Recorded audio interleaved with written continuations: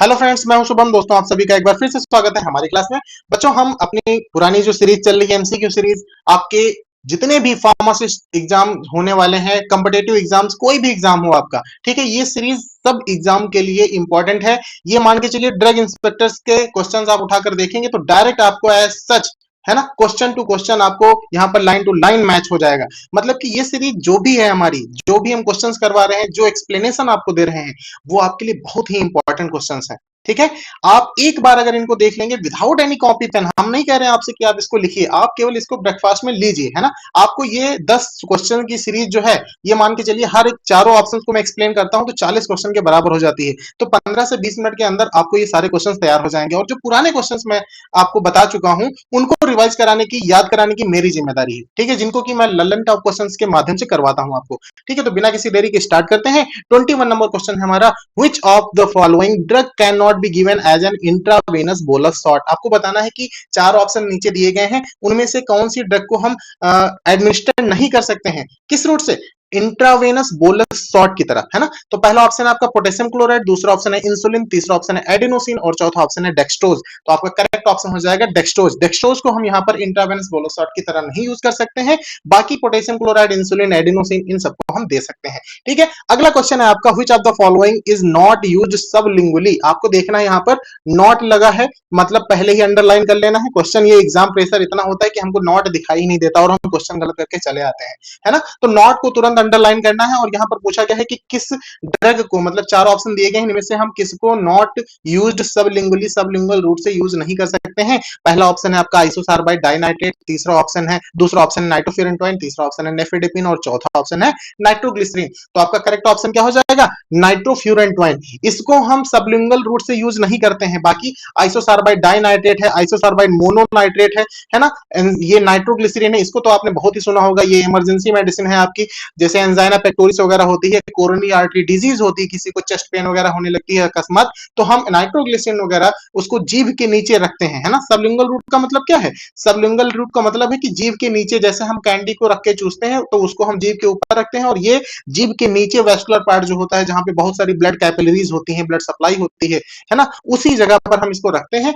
और with in minute ये आपको रेस्पॉन्स प्रोड्यूस करती है। मतलब कि मान के चलिए 50 से 60 सेकंड के अंदर ये अपना रेस्पॉन्स प्रोड्यूस कर देती है। तो जिस तरह से पैरेंटल रूट के अंदर यहां पर प्राइमरी मेटाबॉलिज्म या फर्स्ट पास इफेक्ट जो होता है वो एबोलिश होता है, इसी तरह से सबलिंगुअल रूट के अंदर भी जो हमारे फर्स्ट पास इफेक्ट होता है वो नहीं होता है। ध्यान रखिएगा, इसको मैंने कई बार आपको बताया है, दोनों क्वेश्चंस में ये बताया था कि भैया सबलिंगुअल रूट जो होता है ये हमारा इंटेरल रूट होता है, जबकि इंटेरल या ओरल रूट के अंदर जितने भी होते हैं उसमें फर्स्ट पास इफेक्ट होता है, मतलब प्राइमरी मेटाबॉलिज्म जो होती है वो होती है ड्रग की। लेकिन सबलिंगुअल रूट ऐसा रूट है जहां पर ये मान के चलिए पैरेंटल की तरह अपना काम करता है, और यहाँ पर फर्स्ट पास इफेक्ट हमको देखने के लिए नहीं मिलता है। क्यों नहीं मिलता है, क्योंकि जीभ के नीचे जो वेस्कुलर रीजन है, यहाँ पर बहुत सारी ब्लड कैपिलरीज हैं, इसका एब्जॉर्प्शन डायरेक्टली ब्लड सर्कुलेशन में हो जाता है, मतलब कि हिपैटिक पोर्टल वेन तक हमारी ड्रग नहीं पहुंचती है। ठीक है, और हिपैटिक पोर्टल वेन तक अगर हमारी ड्रग नहीं पहुंचेगी तो उसकी प्राइमरी मेटाबॉलिज्म या फर्स्ट पास इफेक्ट जो होता है वो हमें देखने को नहीं मिलता है। बहुत इंपॉर्टेंट क्वेश्चन है आपका। ठीक है, तो अब यहाँ पर हम देखते हैं, हम बता रहे थे आपको आइसोसार्बाइड डाइनाइट्रेट, आइसोसार्बाइड मोनोनाइट्रेट, नाइट्रोग्लिसरीन, ये सारी की सारी क्या होती है, सबलिंगुअली यूज की जाती है। नेफिडिपिन, है ना, जो कि आपके नेफिडिपिन आपने पढ़ा होगा, एम्लोडिपिन पढ़ा होगा, है ना, ये सारी डिपिन वाली क्लास की जो ड्रग है ये डाइहाइड्रोपायरिडीन क्लास की ड्रग है। डाइहाइड्रोपायरिडीन कैल्शियम चैनल ब्लॉकर आपने पढ़ा होगा। ठीक है, तो कैल्शियम चैनल ब्लॉकर क्लास की ड्रग है जो अंडर सब क्लासिफिकेशन आती है डाइहाइड्रोपायरिडीन्स में। ठीक है, नेफेडिपिन है, एम्लोडिपिन है, ये सारी ब्लड प्रेशर को कंट्रोल करने के लिए यूज की जाती है, आपने देखा होगा इनको, है ना। तो ये भी सबलिंगुअली रूट से यूज की जाती है।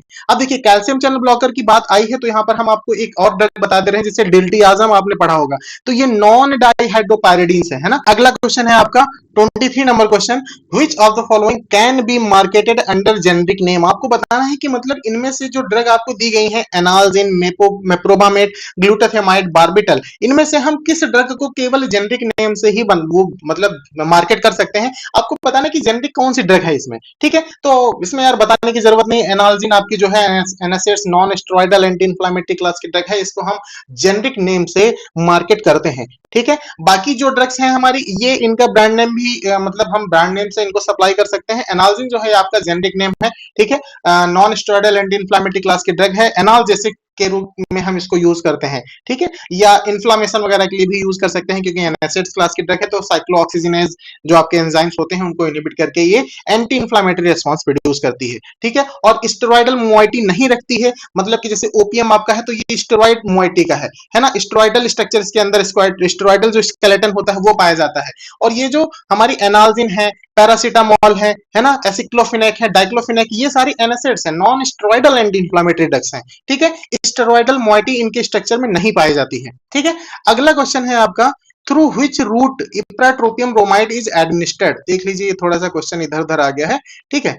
तो थोड़ा सा इसको चले ठीक है, रहने दीजिए ऐसे ही, ठीक है। तो through which route ipratropium bromide is administered, आपको बताना है कि इप्राट्रोपियम ब्रोमाइड किस तरह से एडमिनिस्टर किया जाता है। तो अगर इप्राट्रोपियम ब्रोमाइड की हम बात करते हैं तो ये क्या है आपका, ये भैया आपका एंटी अस्थमेटिक मेडिसिन है, मतलब कि जिसको अस्थमा वगैरह हो जाता है उसमें हम इसको यूज करते हैं, ठीक है। और अस्थमा में भी ये कैसा है ना, इप्राट्रोपियम ब्रोमाइड, टायोट्रोपियम ब्रोमाइड, इसको हम इनहेलेशन मतलब नेजल रूट से लेते हैं, ठीक है।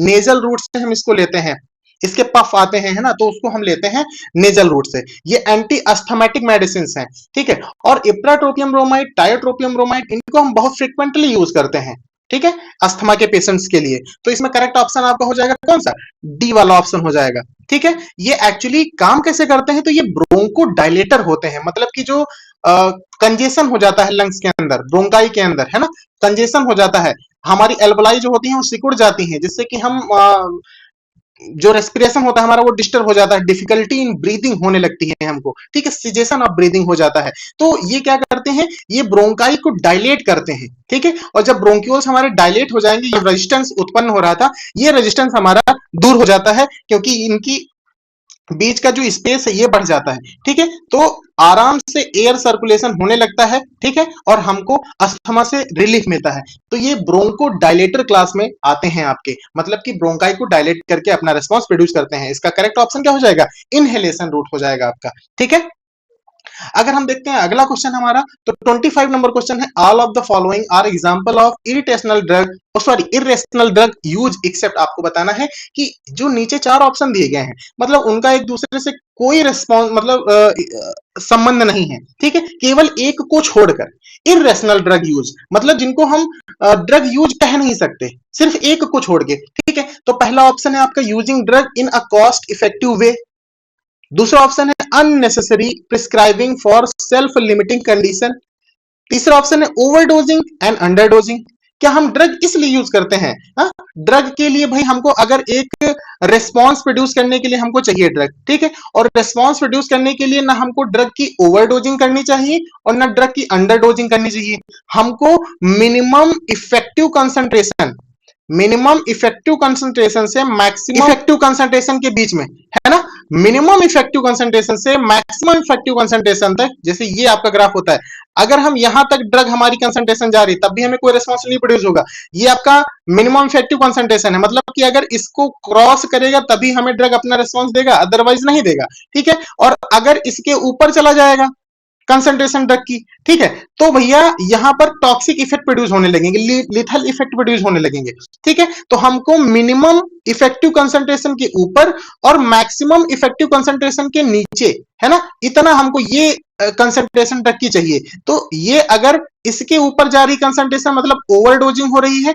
और अगर इस यहीं तक जा रही है मतलब मिनिमम इफेक्टिव कंसंट्रेशन को अचीव नहीं कर पा रही है, तो उसको हम बोलते हैं अंडरडोजिंग, मतलब कि ड्रग की इतनी कम अमाउंट हम ले रहे हैं जो कि कोई भी किसी भी तरह का कोई भी फिजियोलॉजिकल रिस्पांस प्रोड्यूस करने में असक्षम होता है, ठीक है। तो हमको मिनिमम इफेक्टिव कंसंट्रेशन से सेफ इफेक्टिव कंसंट्रेशन के बीच में हमको ड्रग लेनी चाहिए, ठीक है। अगर उसके ऊपर जाएगी तो ओवरडोजिंग हो जाएगी, मतलब लीथल इफेक्ट प्रोड्यूस होगा। अगला ऑप्शन है आपका prescribing drug of no value, मतलब हम ऐसी ड्रग दे रहे हैं जिसका कोई वैल्यू नहीं, मतलब एक दूसरे से इररिस्पेक्टिव, कोई भी इनका एक दूसरे से संबंध नहीं है, ठीक है।